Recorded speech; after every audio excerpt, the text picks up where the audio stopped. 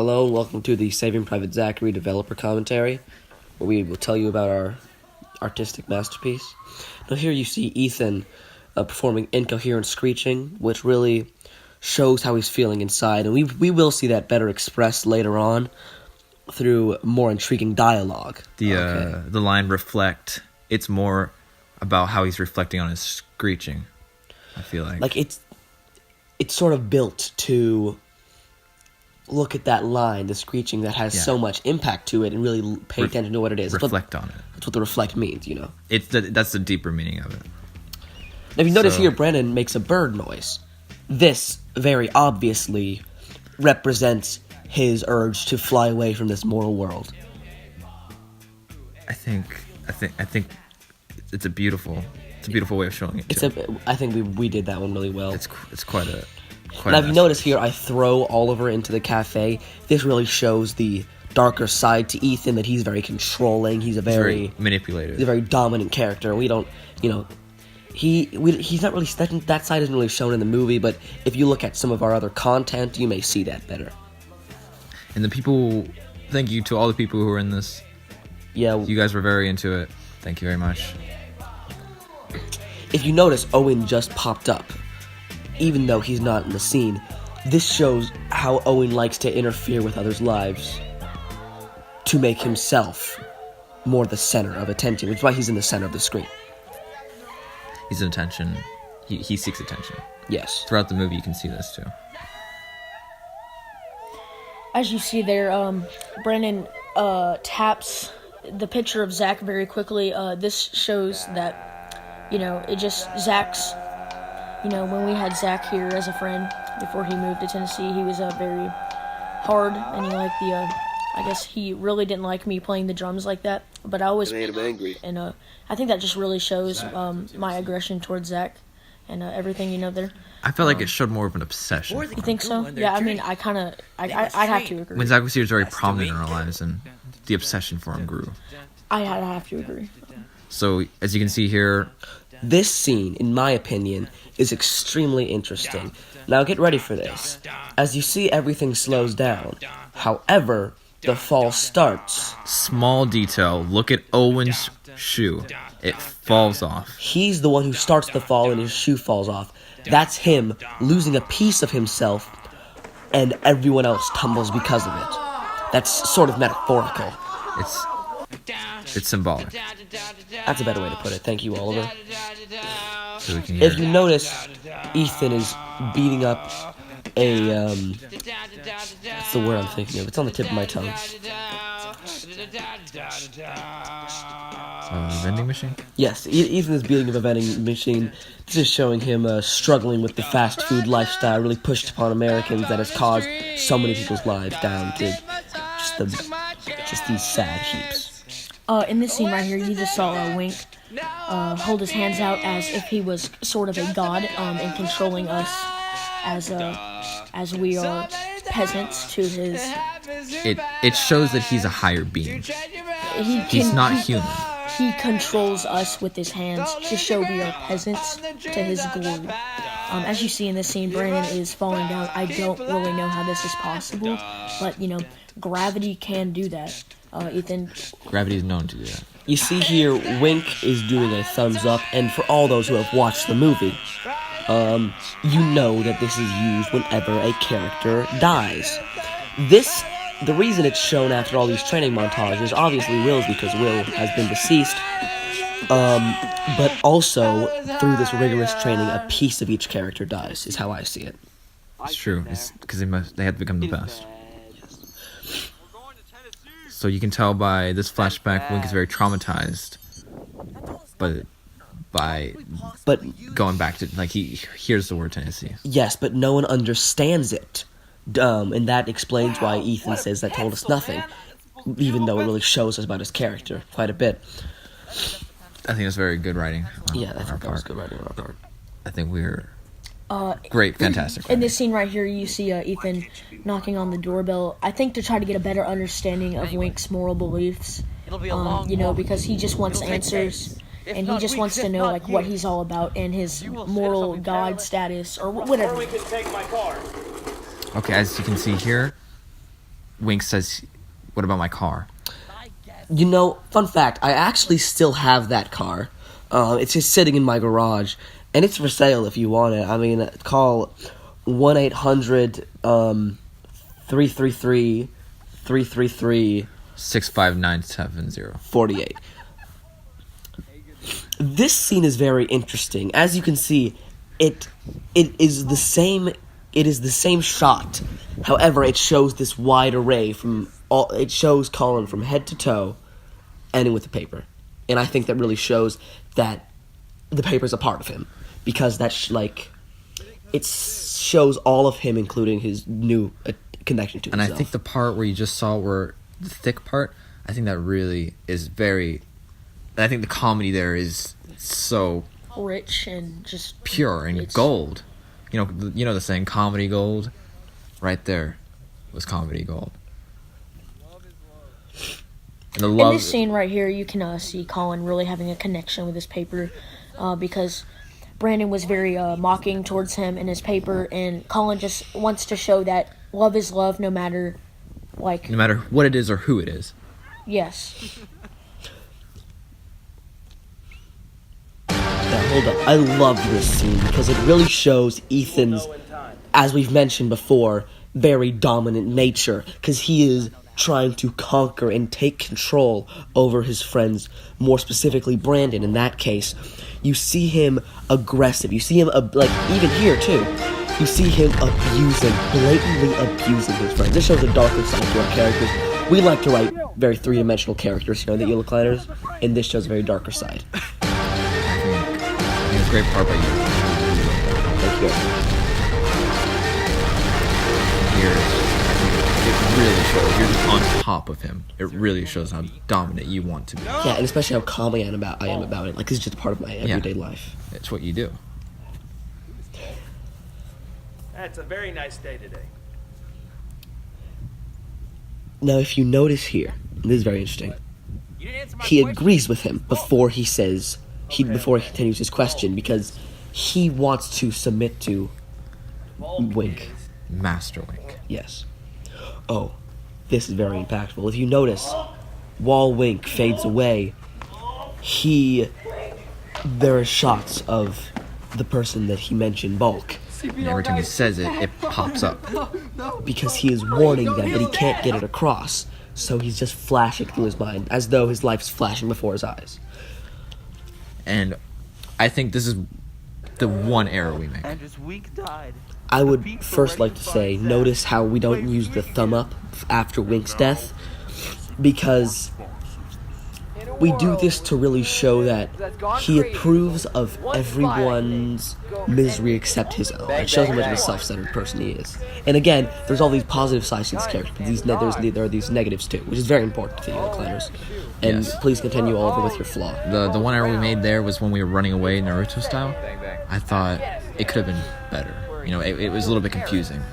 I think that was the one slight error we made. The rest of the movie is perfect. And as you can see from, this is just an ad, a sponsor. I don't really have anything to say about this.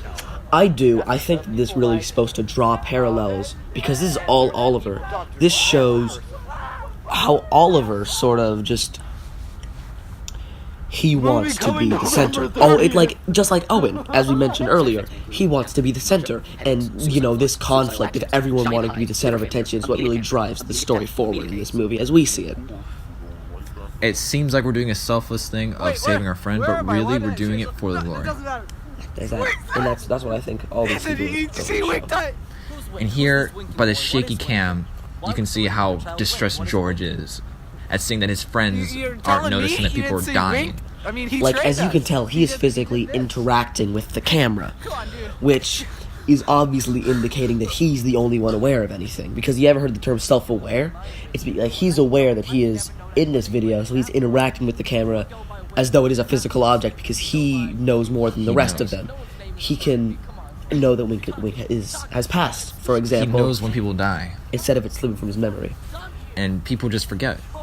Also, as he mentions, he really, in this scene, he's really the only sane one here, as, with Ethan being a more controlling character, really brings out the devilish side of Ethan, as he just has no lack or no tolerance towards his friends or people in the past. You know, it just really brings out the dark character of Ethan.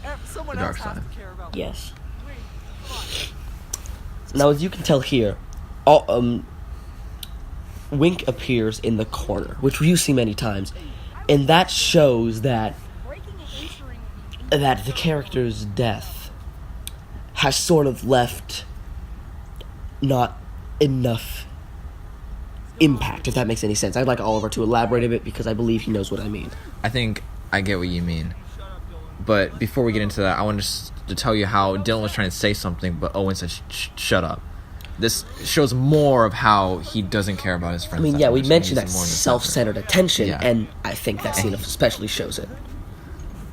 But yeah, to elaborate on what you were saying, George isn't in the movie too much, so the less impactful they are, the less you'll see of Wink, I feel like. In this scene right here, you see Brandon kick an anthill during the filming.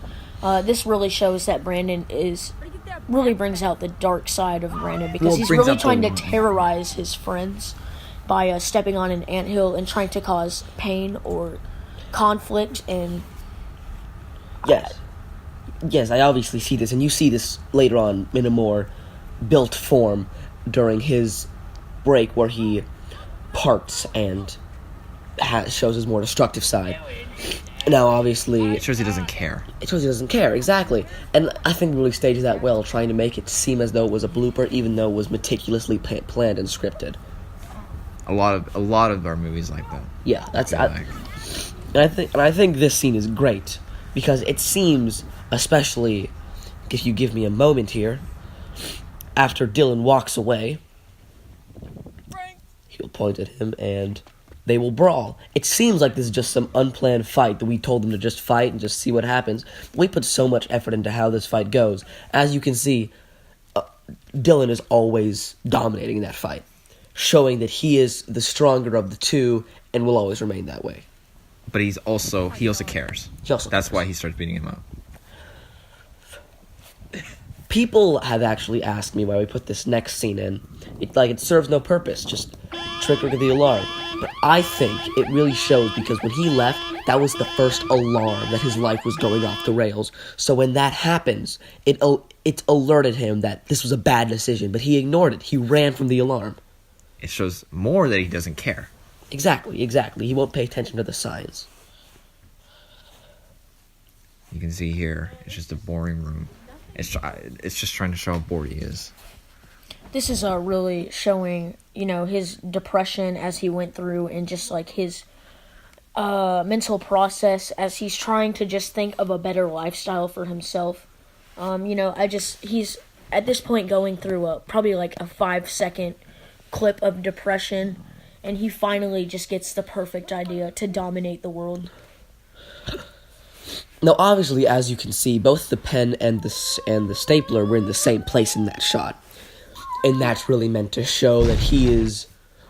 It shows how the futility of this product he made, because he's using the same thing. It's all just one thing that it shows a futility. Is what I'm getting at. Oliver would like to explain this scene because it's really well shot. So here you see Brandon, and this seems like just a complete accident, but we planned this out.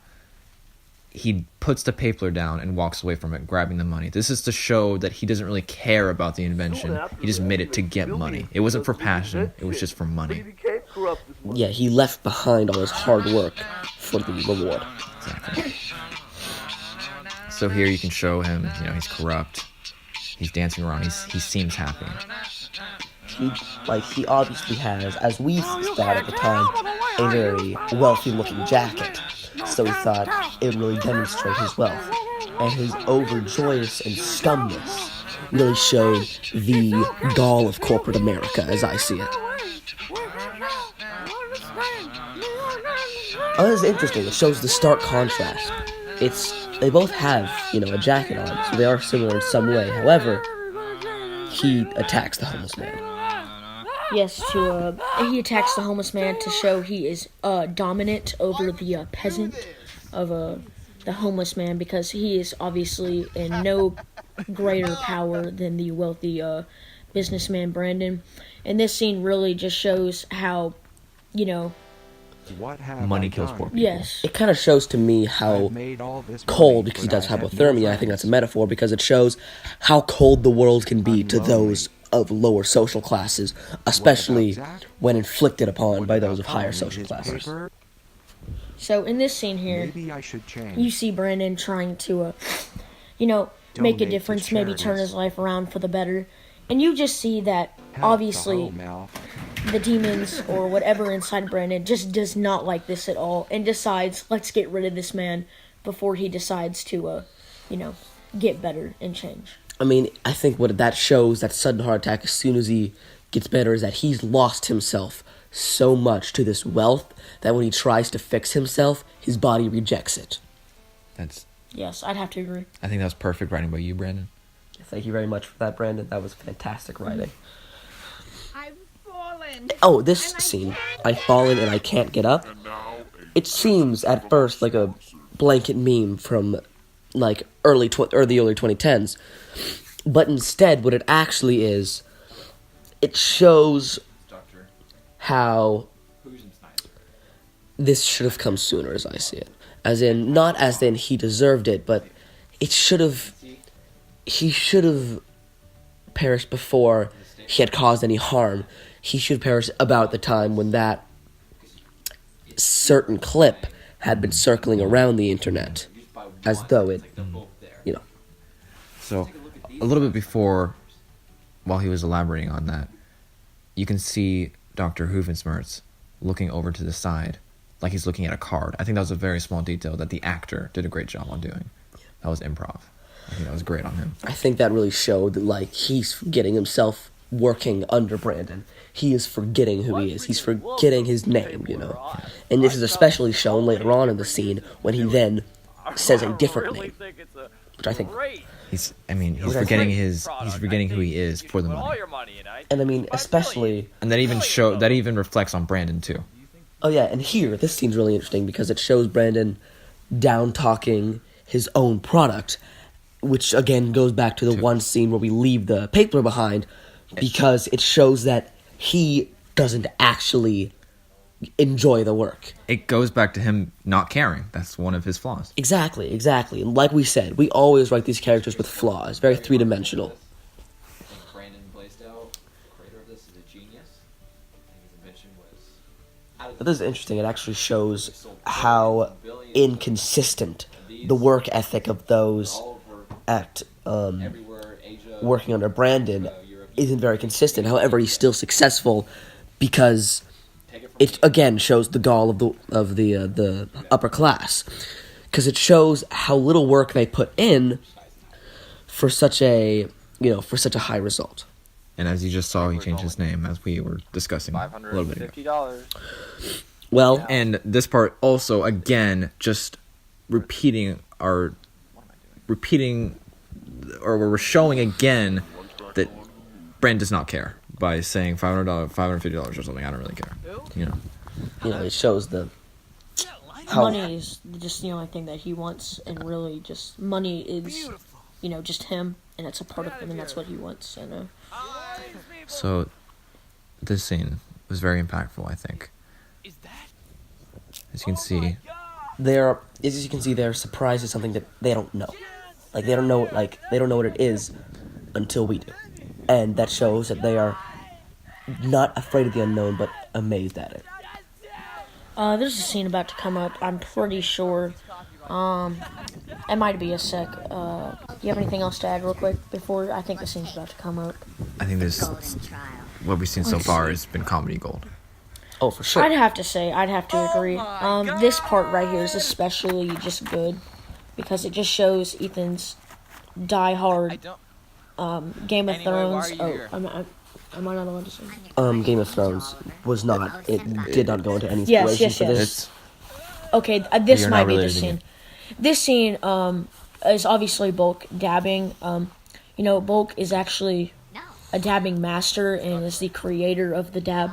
This scene really shows his dominance over everybody's dance ethic because he knows he's better in every way at dancing than everybody else. And what I really think about that scene, just specifically of Bulk dabbing, because this is not Bulk's storyline. Bulk's storyline is in a different place. This shows that he is everywhere. He is That's the what I was just about to all-seeing say. eye. Exactly. That's what I Yeah. was just about to say. Read my mind. It's because we wrote that little intricacy together. Yeah. As you see here, the actor took a very long time on practicing the fighting. He had to go over it. We had to take this. The scene took forever to do. In fact, I very distinctly remember having to rehearse. Was it 30 or 40 takes to get this? I remember. It was many. It was I think it many. was like 50. He was to be honest. getting frustrating. It was getting. It actually got very interesting because we had to really inspire him. We had to show him like run-throughs and show him that different people's perspectives on it. We let him go a little wild. If he strayed a little bit, it was okay, but he still seemed very straight. Do you want to tell me the story of this editing? I will actually. So while editing this, it was real. You see, we edit using iMovie, if you couldn't tell by the default font. So, frame by frame, face sync isn't exactly iMovie's specialty, which means instead of iMovie doing the frame by frame face sync, I, the editor, had to manually do the frame by frame face sync, and it took my entire afternoon, and I'm mad at Oliver for doing the shaky cam. Yeah. Now here, this is very interesting because obviously Owen plays Bulk in the earlier scene, and this shows that there's always a part of him, a part of every character, no matter what character he plays. Like, Owen embodies all his characters, instead of just being characters in different scenes. And here's a very touching scene. As you see Ethan, he's very desperate to figure out what the Golden Trial is. This scene is very interesting because he obviously repeats Wink's words from the beginning. It's a nice day today, isn't it? Which Wink also dodged the question with before he died. And I think this really shows the parallels because they're both sort of mentors. It shows the parallels is what I think, and I like that. Great writing because that was written by Brandon over here, and I just think that was done so well. It makes you think, like, does the phrase have a deeper meaning? Exactly. I think it does. Honestly, I think it just. Shh, don't tell him about it. That's something they need to. We can't disclose everything in this Commentary. commentary. But we'll talk about anything we can talk about. This is very interesting. As you can tell, Ethan has replaced Owen because, as you can see, he has left his own character to sort of be others. Like he has become. He's not himself anymore. He is all the people he pretends to be. It shows how he masks himself to really really impress people. That's what I see. And what do we think about these two men in the background playing patty cake and then eventually breaking out into a fight? Like, what do you think this really represents? We know it represents how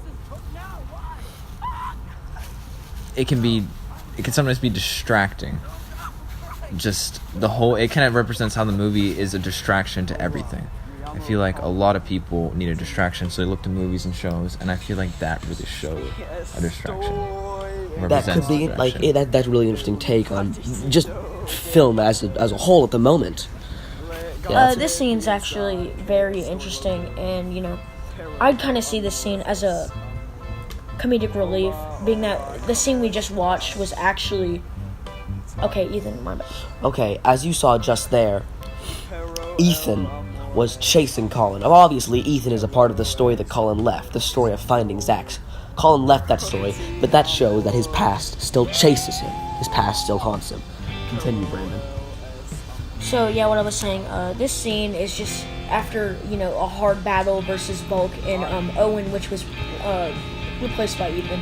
This scene's really just a comedic relief to all the viewers because of that just heartbreaking scene that we just saw.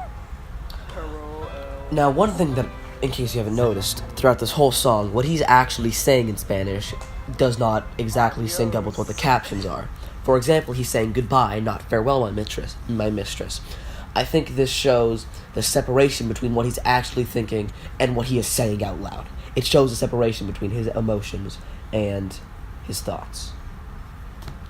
Bulk right there actually came up, took the paper out of Colin's hand and dabbed. When he dabbed right there, taking the paper, it really just, again, shows dominance of Bulk. And even right here, Bulk is just, he's the dominant character in this scene. Because You can obviously tell he's the more dominant character in this scene. He's beating everybody up. Well, the thing I love about this, so obviously I am playing Bulk. Dylan played Bulk in an earlier scene. Owen plays Bulk frequently. Brandon played Bulk in the sewer. As you can tell, Bulk is played by different people all the time, and that really shows how two-faced he is. He's always changing who he is. And it shows that Bulk is within everyone. He's inside all of us. There's a little bit of that, because he is meant to be sort of a demon, sort of paranormal of sorts. It shows that, there's a bad side to everyone, which we obviously try to project within our characters. We've talked about the dark sides of Brandon and Ethan, for example, Owen's, constant need to be the center of attention, all that, the second darker side of characters is what we like to go for at the Eel Recliners, and we think Bulk is a character set just for that. I think Owen did a great job of thinking of that. He said you need to make your characters more dark, and we all agreed. This seemed interesting. As you can tell, there are plastic balls flying across the camera. These are actually, believe it or not, thrown by Ethan. This shows that he has thrown away his fears in pursuit of a common goal. I'd have to agree. In this scene coming up, he is in a battle with this tree to, I guess you would say, defend, or really just try to beat or take the golden trial. And, him hitting that tree symbolizes, I don't know, dominance of Ethan's character, like we mentioned earlier. Or maybe, what do you think? I would like to protest. I think it shows his conflict with the world, because the world isn't always aligned to his perspective. That's right. So I'd have to agree. So he would like to fight it, shown by fighting the tree. He wants it to align to his perspective, and obviously he would, and that shows by him fighting the actual world. I think this scene right here, the yeehaw scene, I think it really shows how our characters, even though they're in dangerous situations, still make fun, still are laughing, still are living in a whole other reality. I think it kind of shows how they center themselves in their own. I think in that scene that we just saw with Gus defeating Ethan, I think that really shows that Gus may be the most dominant, or one of the most dominant characters in the movie. Also in this scene, I would like to point out that he says, we've been here, and it's actually been 20 minutes of film time. He mentions it's only been 20 minutes. Actually, in the movie, it's been around 30 minutes at this point. It was just a common movie error we did not mean to make, but yes. One thing I would like to note upon, when we established Gus as a character, as a matter of fact, he was meant to be, and Oliver can back me up on this, he was meant to be God. He was meant to be the counter. He was going to be a godlike character. He was meant to be the counter to Estelle, who is, obviously, as you can tell by the end of the movie, Satan. He was, basically, he watched over us, as made evidence by the fact that he was the exposition, he was the voiceover, he watches over them, but it's sort of, and we were worried about getting some controversy for this, it shows a little, this was written by Oliver, thank you very much. It shows a little bit about organized religion, because he never actually does anything, as we can tell. But he still watches them. He still watches over us. He's trying to call the police! You see here we're chasing Brandon. This is just sort of a comic relief. I'd say in this scene, they're very terrified. And, making their assumptions that Brandon may be on the phone, especially, maybe assumption of calling the police. Now, this shot is interesting because, as you can tell, Owen, played by Ethan here, is wearing a Rolling Stones shirt. Dylan, played by Dylan here, is wearing a Pink Floyd shirt. This shows as I see, a pretty big clash between a fair debate between Pink Floyd and the Rolling Stones, both fantastic bands, but it shows, the debate between their fan bases. Personally, even despite the shirt I'm wearing in this scene, I prefer Pink Floyd. But I'm just that it's meant to show that feud. It's just part of the. Something earlier you may not have noticed. We do the wink thumbs up for every death scene, but we did not do it for Noah's. We played them for all of them except Wink's because of how self-centered he is, and Noah's. And you'll see very, very, very soon why we did not play Wink's death scene for Noah. Please give us a moment of silence just to enjoy the movie.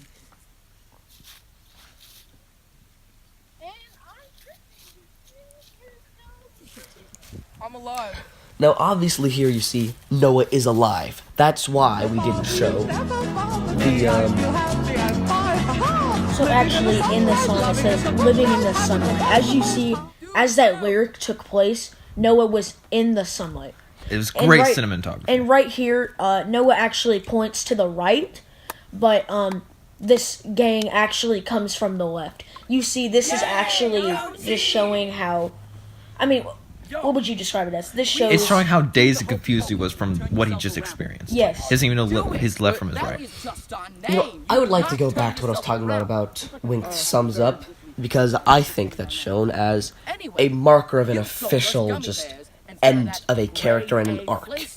And so when we don't show that, it helps you set up for the upcoming events. It's sort of foreshadowing, but I don't think it's really forced upon. It really takes a thinker. You have to kind of rewatch the movie to understand that.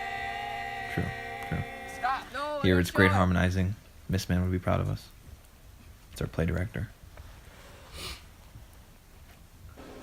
And there it is, the Wink famous thumbs up that signifies that this death was true. In this scene, did you want to? Okay. In this scene, you actually see the squad singing the Hokey Pokey. Actually, they said they put your right hand in. Actually, Ethan and Oliver put their left hands in. I think it's the other way around, actually. We put our right hand in, it's supposed to be our left. That's what I said.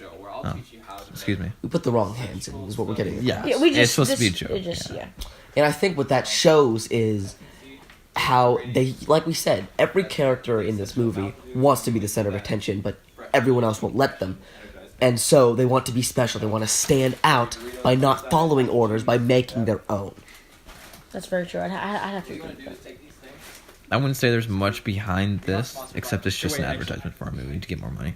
Actually, I would say this works really well because it shows Bulk in a comedic setting after he's caused such a tragedy. It adds a little bit of contrast as a character because, like we said, I think that while we can't make a character wholly good, we have to add some evil to it. We can't make a character wholly evil, for is that not just as bad? Mm-hmm. We had to add some good to him. So obviously, we see here just he is a great cook. He has a great personality. So we cannot make it. That was not wholly good or wholly evil. I think that quote best summarizes what I'm trying to say. It was also for money, though.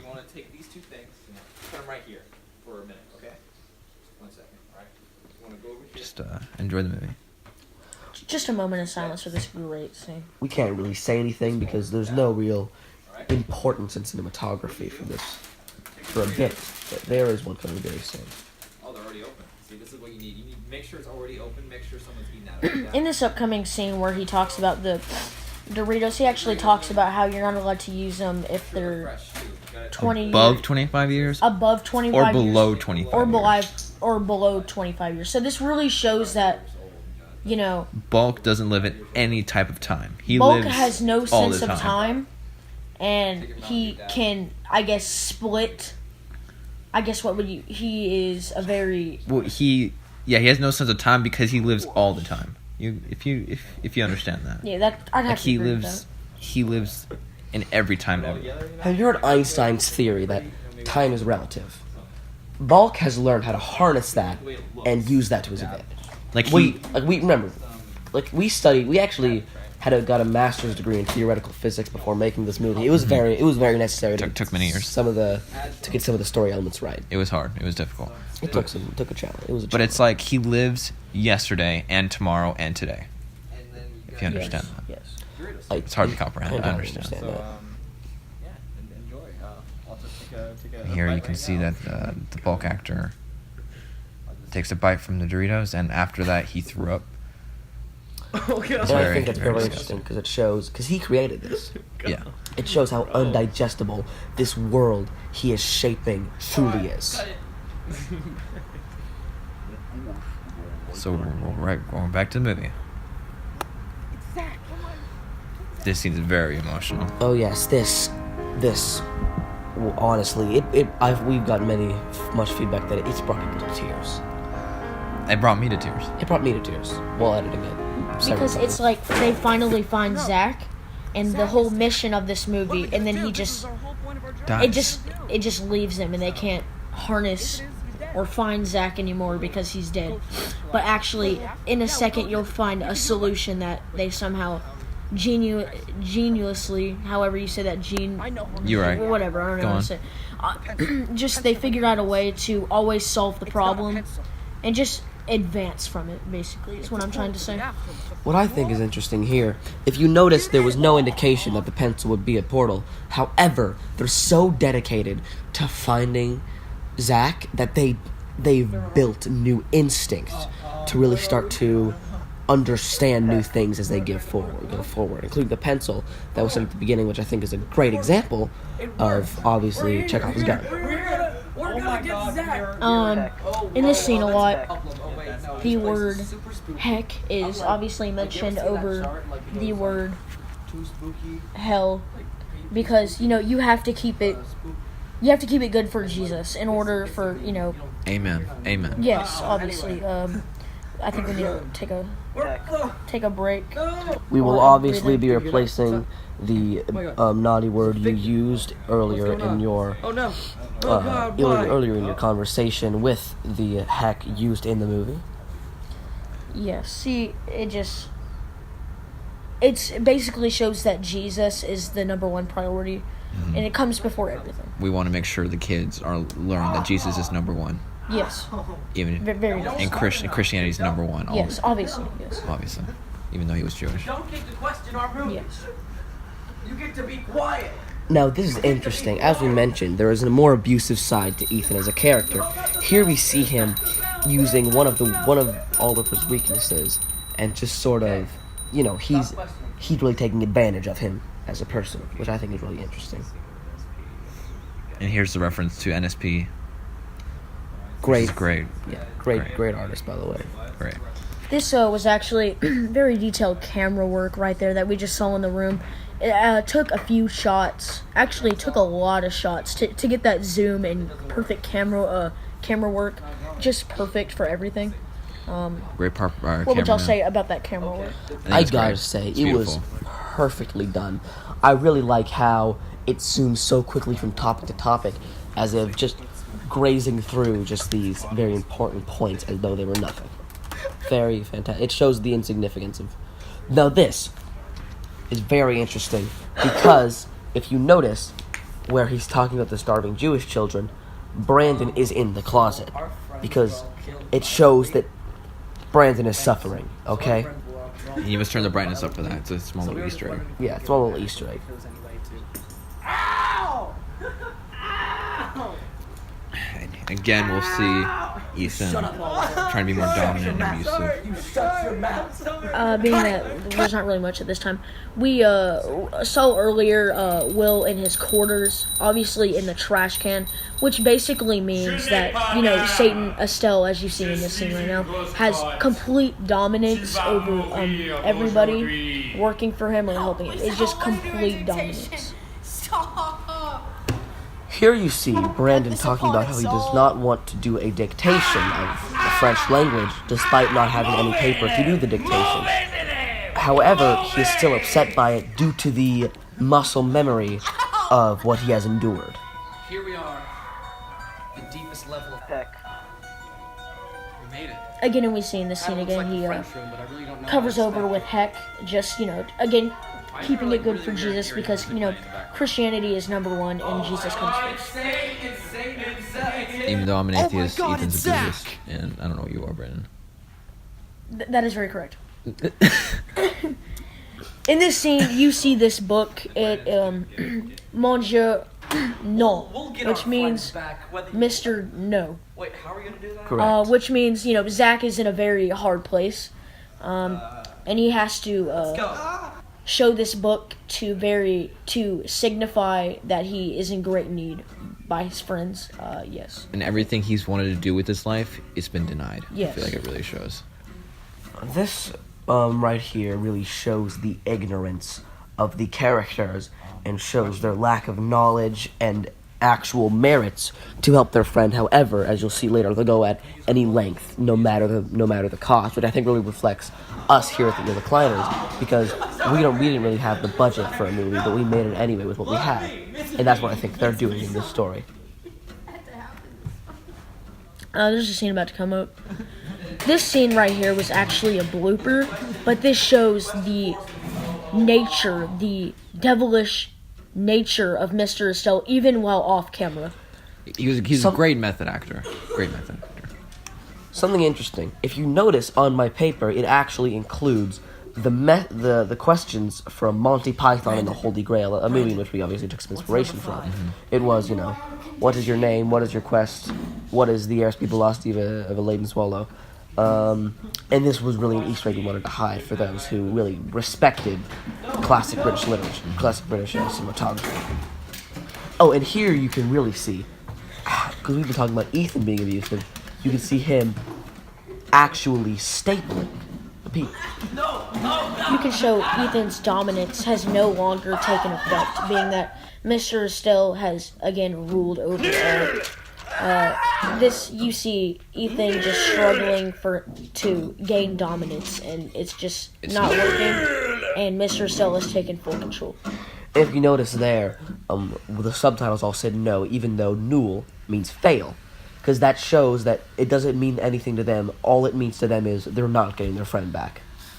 Here you can see something that's been sort of You know what, Sade? We ain't playing not by being your rules no more. shown much in the movie, but you can see that Oliver's a very resilient Yeah, person we're in this, taking or it. character, Come on, Zach. and that's why he breaks the rules. Come on, dude. And just Come on. they take Zach. Come on, Zach. Come on, Zach. You gotta go. Now this scene might be confusing because you might be, oh, well, Brandon plays Zach. Actually, being that I'm Zach, Zach is escaping, and they have chosen to leave Brandon behind to suffer because they can only save one. Now, obviously, I think that is interesting because it shows how no matter what choices they're faced with, they stick to their original goal no matter what. Yes, that is very important. And the credits. No, I love how well this scene is done. The reveal that Zach was Brandon the entire time is done so suddenly and unexpectedly.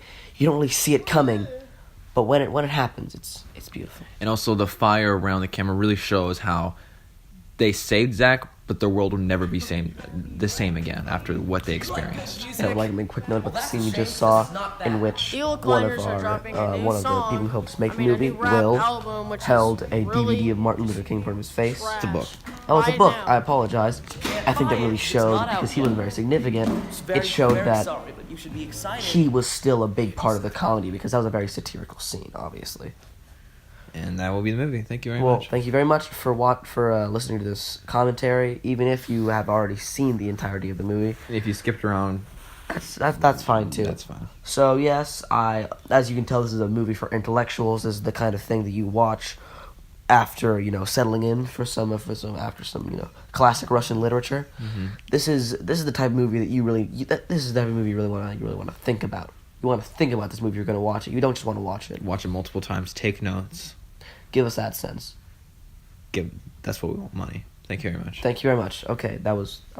Big B, anything? Any last words? No, I just think every commentary was just on point in this, and it just people just really tend to not really get into more detail about what things are, but we just wanted to show you kind of like what we thought about it, because most of this was overlooked by people, and we just needed to make sure that people knew what was really happening.